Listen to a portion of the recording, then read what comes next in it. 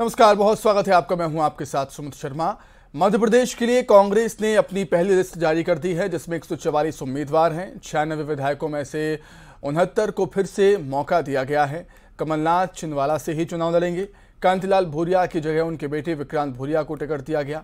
गोटेगांव से विधायक और पूर्व विधानसभा अध्यक्ष NP प्रजापति का टिकट काट दिया गया है। उनकी जगह शेखर चौधरी को प्रत्याशी बनाया गया है। कटंगी विधायक टामलाल सहारे का टिकट काटकर पूर्व सांसद बोध सिंह भगत, गुनौर से विधायक शिवदयाल बागरी की जगह जीवनलाल सिद्धार्थ, झाबुआ में वर्तमान विधायक कांतिलाल भूरिया की जगह बेटे विक्रांत भूरिया को उम्मीदवार बनाया गया है। पिछोर से 5 बार के विधायक KP सिंह को शिवपुरी से प्रत्याशी बनाया गया है, जबकि पिछोर सीट पर शैलेंद्र सिंह को कांग्रेस ने उतारा है। बुधनी विधानसभा सीट की बात करें तो बुधनी विधानसभा सीट से CM शिवराज सिंह चौहान के सामने विक्रम मस्ताल को कैंडिडेट बनाया गया है। दिल्ली से बड़ी खबर, जहां कमलनाथ के घर के बाहर दावेदारों का जमावड़ा देखने को मिला। कुछ समर्थकों ने विरोध जताया है, कुछ उम्मीदवारों का विरोध जताया गया है। कुछ बची हुई सीटों पर दावेदारी पेश की गई। प्रदेश प्रभारी सुरजेवाला कमलनाथ के निवास पर पहुंचे, कमलनाथ से मुलाकात की। लिस्ट जारी होने के बाद आगे की रणनीति पर चर्चा हुई है। कई दावेदारों ने सुरजेवाला से शिकायत की है। तो लिस्ट जारी होने के बाद कांग्रेस में आक्रोश भड़क गया है। विरोध के सुर भड़के हैं कांग्रेस में। दिल्ली में कमलनाथ के निवास पर कांग्रेसी कार्यकर्ता नेता इकट्ठा हुए, जिनको उम्मीद थी कि उनको टिकट मिलेगा, लेकिन टिकट नहीं मिला।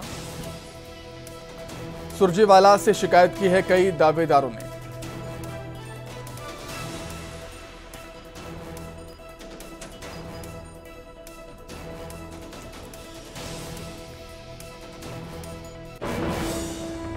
मध्य प्रदेश कांग्रेस ने अपने 144 उम्मीदवारों के नाम घोषित कर दिए हैं। जैसे ही नाम घोषित हुए, कमलनाथ के आवास के बाहर समर्थकों का, दावेदारों का यहां तांता लग चुका है। लगातार वो समर्थक अपने बारे में यहां दावे कर रहे हैं। उनको टिकट मिला, जिनको और नहीं मिला उनके बारे में यहां बता रहे हैं कि क्या स्थिति है। जितने लोग हैं यहां सब मध्य प्रदेश के अलग अलग विधानसभा से आए हैं और कमलनाथ को अपनी बात बता रहे हैं। कुछ समर्थन के में मांग रहे हैं कि हमें टिकट दे दिए जिन बची हुई सीटों पे, और कुछ जिन सीटों पर उम्मीदवार घोषित हो गए तो उसके बारे में कह रहे हैं कि वो चयन गलत है।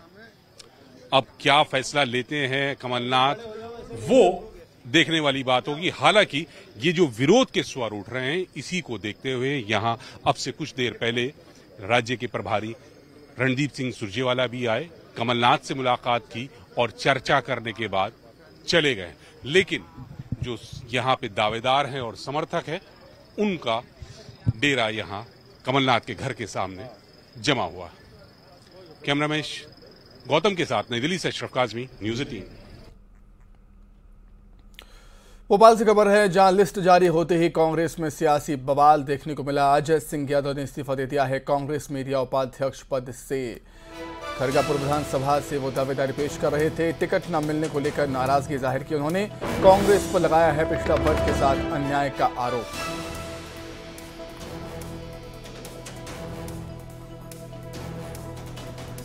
तो अजय सिंह यादव ने इस्तीफा दे दिया। भोपाल में लिस्ट जारी होते ही कांग्रेस में सियासी बवाल देखने को मिला है। कांग्रेस मीडिया उपाध्यक्ष पद से इस्तीफा दिया अजय सिंह यादव ने। आरोप लगाए हैं, खरगापुर विधानसभा से वो दावेदारी पेश कर रहे थे, टिकट उनको नहीं मिला और नाराजगी जाहिर की। कांग्रेस पर पिछड़ा वर्ग के साथ अन्याय के आरोप लगाए।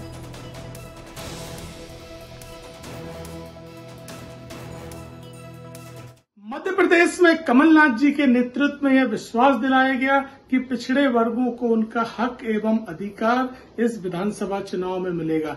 परंतु टीकमगढ़ जिले में जहां पिछड़े वर्ग के मतदाताओं की संख्या 70% से अधिक है, वहां तीनों सामान्य क्षेत्रों पर केवल एक ही वर्ग के प्रत्याशी बना दिए गए, जबकि तीनों ही प्रत्याशी पिछला चुनाव भारी अंतर से हारे हुए हैं। ये पिछड़े वर्गों के साथ अन्याय है, धोखा है। मैं इस अन्याय का साथ नहीं दे सकता हूं। मैं, मेरे साथी एवं खरगापुर के तमाम आमजन लगातार पार्टी के सभी कार्यक्रम हो, चाहे घर घर चलो अभियान हो, हाथ से हाथ जोड़ो अभियान हो, नारी सम्मान योजना हो, जन आक्रोश यात्रा हो, सभी में लगातार काम कर रहे थे और मेरा प्रदर्शन भी सबके सामने है। उसके बाद भी यह अन्याय किया गया, क्योंकि मैं पिछड़े वर्ग से हूं, इसलिए इस तरह का अन्याय किया जा रहा है। कांग्रेस पार्टी में जिस तरह का अन्याय हो रहा है, मैं इस अन्याय का साथ नहीं दे सकता हूं। इसलिए मध्य प्रदेश कांग्रेस कमेटी मीडिया विभाग के उपाध्यक्ष पद एवं टीकमगढ़ जिले की खरगापुर विधानसभा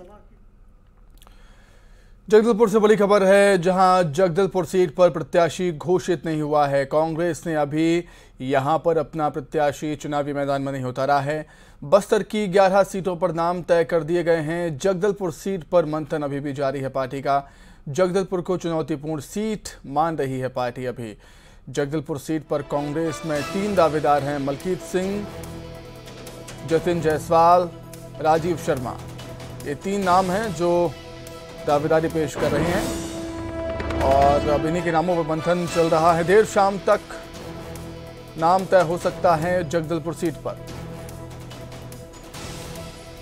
तो बस्तर की 11 सीटों पर नाम तय हो चुके हैं। जगदलपुर सीट पर मंथन अभी कांग्रेस का जारी है। जगदलपुर को चुनौतीपूर्ण सीट कांग्रेस मान रही है और एक भी सीट खोना नहीं चाहती कांग्रेस। यही वजह है कि हर एक सीट पर बारीकी से विचार विमर्श हो रहा है। जगदलपुर सीट पर कांग्रेस में 3 दावेदार हैं, मलकीत सिंह, जतिन जायसवाल, राजीव शर्मा। और बताया जाता है कि जगदलपुर से दावेदार देर शाम तक तय हो सकता है।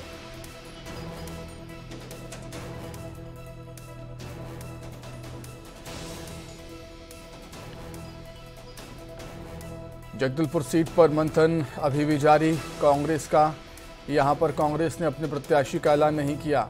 बस्तर की 11 सीटों पर नाम तय कर दिए हैं, लेकिन जगदलपुर सीट अभी बाकी है और इस सीट को कांग्रेस चुनौतीपूर्ण मान रही है। कांग्रेस के लिए यहां पर 3 दावेदार हैं कांग्रेस में। जगदलपुर सीट से मलकीत सिंह, जतिन जायसवाल और राजीव शर्मा। अब टिकट किसी कांग्रेस देगी, ये देखने वाली बात होगी। आने वाला वक्त बताएगा कि टिकट जगदलपुर में किसको देगी पार्टी, क्योंकि काफ़ी चुनौतीपूर्ण सीट कांग्रेस जगदलपुर को मान रही है और यही वजह है कि अभी सीट को होल्ड किया है। इस पर कोई प्रत्याशी का ऐलान अभी तक कांग्रेस पार्टी ने नहीं किया। मंथन लगातार जारी है इस सीट पर और संभावनाएं हैं कि देर शाम तक जगदलपुर से दावेदार का नाम तय हो सकता है।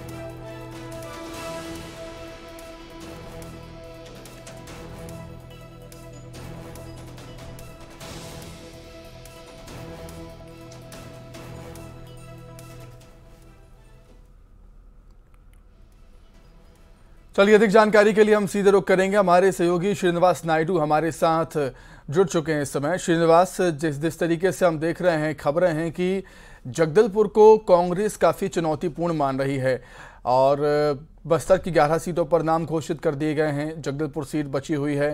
3 नाम यहां से हैं। इस सीट से 3 नाम के बारे में चर्चा है। क्या लगता है आपको, कौन रेस में आगे है?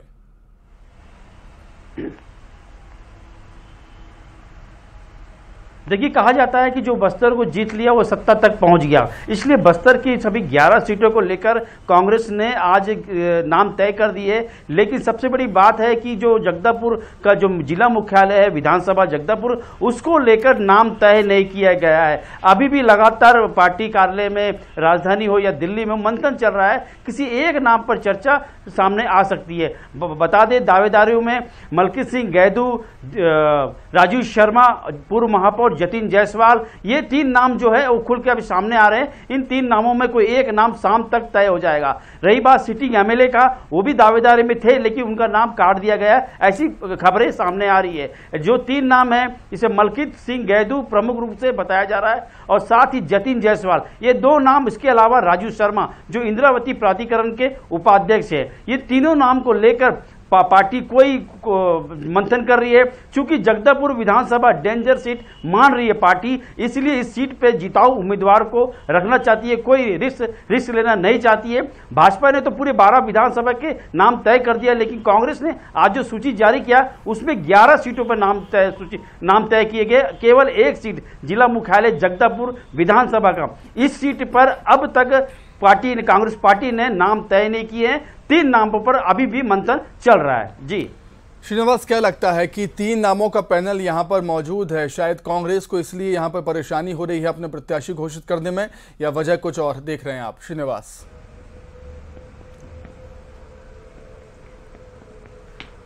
जी बिल्कुल, जो 3 नाम है जो जिसके बारे में चर्चा चल रही है, पार्टी भी ये सोच रही है कि इन 3 नामों में कोई एक नाम ऐसा हो निकल के आए जो कार्यकर्ताओं के बीच पहुंचे, कार्यकर्ता उसे पसंद करे और जिताऊ उम्मीदवार हो। लेकिन जो 3 नाम है वो भी तय नहीं कर पा रहे हैं। अगर मलकी सिंह गैदू रेस में आगे हैं तो राजू शर्मा भी पीछे हैं। वही जतिन जायसवाल जो लोगों की पसंद बताया जा रहा है, उनका भी नाम सामने आ रहा है। तो पार्टी अभी विचार कर रही है कि इन तीनों नामों में कोई एक नाम को तय किया जाए और जो जीत सके। चूंकि जगदलपुर विधानसभा जीत लिया मतलब बस्तर के लगभग सभी सीटों में जीत दर्ज हो जाती है, ऐसा कहा जाता है। इसलिए जगदलपुर विधानसभा को कांग्रेस कोई चूक नहीं करना चाहती, किसी प्रकार कोई गलती नहीं करना चाहती, इसलिए नामों को लेकर लगातार मंथन का दौर चल रहा है। और रही बात, देर शाम तक जो पीसीसी अध्यक्ष जगदलपुर पहुंचे थे, उन्होंने कहा कि जगदलपुर सीट को डेंजर सीट मान जरूर रही है और देर शाम तक किसी एक नाम पर फाइनल नाम तय हो जाएगा।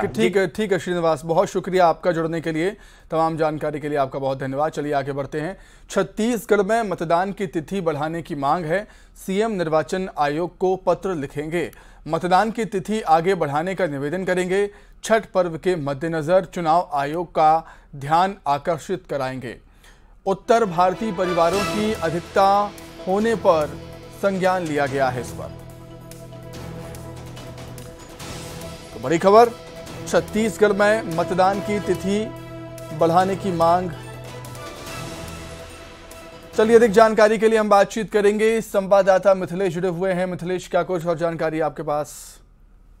देखिए सुमित, जिस तरह से यहाँ पर उत्तर भारतीय निवासियों की संख्या अधिक है, द्वितीय चरण के जब मतदान होने हैं तो वो ठीक उसी दौरान मतदान होने जब ये छठ का पर्व मनाया जाता है। 4 दिनों का ये पर्व होता है, जब काफी संख्या में लोग यहाँ पर निवास करते हैं, वो छठ का पर्व मनाते हैं। उसी दौरान मतदान होने के कारण लोग काफी डिस्टर्ब हो जाएंगे। इस वजह से मुख्यमंत्री ने इसका संज्ञान लिया है और उन्होंने कहा है कि जो निर्वाचन आयोग है उसको वे पत्र लिखेंगे ताकि इसमें वो थोड़ा सा ध्यान आकर्षित कराएं और यदि तिथि आगे बढ़ सकती है 2-3 दिन तो और बेहतर होगा। फिलहाल ये बड़ा बयान मुख्यमंत्री ने दिया है और ये बताया जाएगा कि क्योंकि ये देखा गया है कि न सिर्फ भिलाई दुर्ग बल्कि कई ऐसे जहां क्षेत्र हैं जहां पर उत्तर भारतीय बिहार वासियों की संख्या अधिक है और यहाँ का प्रमुख त्योहार ये होता है छठ का पर्व। उसी दौरान जब मतदान होगा तो निश्चित रूप से लोग काफी परेशान होंगे। यही वजह है कि मतदान की तिथि को आगे बढ़ाने का जो निवेदन है वो मुख्यमंत्री करने जा रहे हैं। जी बिल्कुल मिथिलेश, क्या लगता है आपको, अगर सीएम भूपेश बघेल मतदान की तिथि आगे बढ़ाने का निवेदन करेंगे, छठ पर्व का हवाला वो दे रहे हैं और कह रहे हैं कि उत्तर भारतीय परिवारों की अधिकता की बात भी कही जा रही है, तो क्या लगता है, क्या निर्वाचन आयोग गंभीरता से विचार करेगा इस बात पर?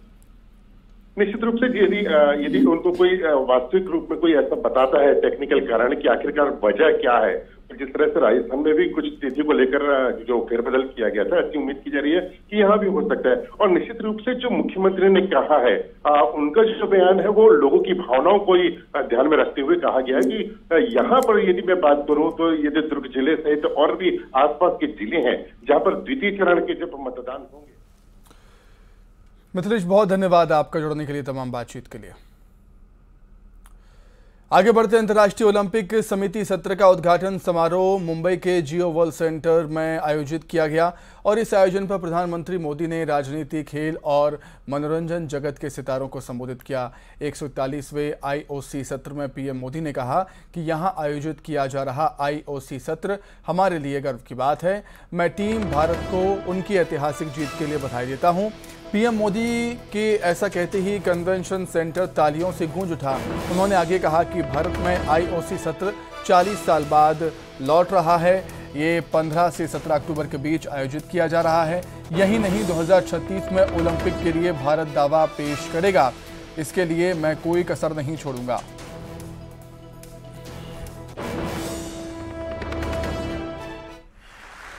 $140 करोड़ भारतीयों का बरसों पुराना सपना है, उनकी आकांक्षा है। इस सपने को अब हम आप सबके सहयोग से पूरा करना चाहते हैं और 2036 ओलंपिक से भी पहले भारत साल 2029 में होने जा रहे यूथ ओलंपिक्स की मेजबानी करने को भी इच्छुक है।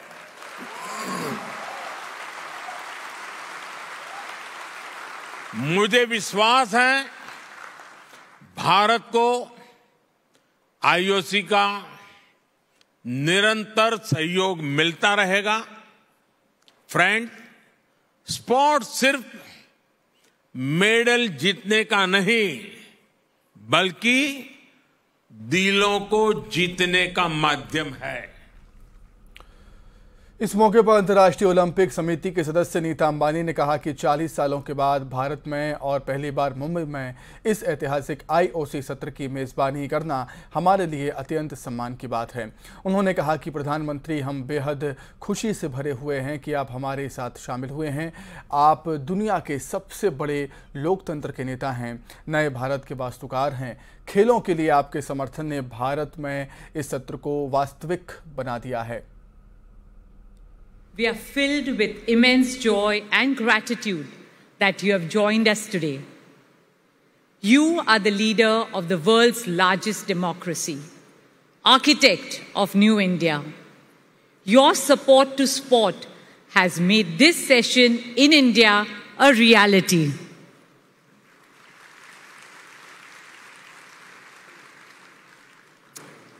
IOC President Mr. Thomas Bach, members and delegates of the IOC from over 80 countries, and friends of the Olympic movement. It is an absolute honor for us to host this historic IOC session in India after 40 years. In our culture, we say, Atiti Devo Bhava. It means our guest is God. You all have arrived in India at an auspicious time on the eve of Navratri, a vibrant Hindu festival celebrated with song, dance, and festivity that signifies the triumph of good over evil. My dear friends and colleagues, in this meeting of the IOC, I see the confluence of two wonderful forces. One is the Olympic movement, which unites humanity and transcends all national, racial, religious, and linguistic barriers. The other is India, the world's largest democracy, as the host of this meeting. The mantra and motto of our 5,000-year-old civilization is Vasudhaiva Kutumbakam, which our Prime Minister declared as the theme at India's presidency of the G20 summit last month. It means the entire world is one family. Today, more than ever, our world needs to reunite in fraternity and solidarity. This cannot happen on battlefields. It can only happen on sports fields.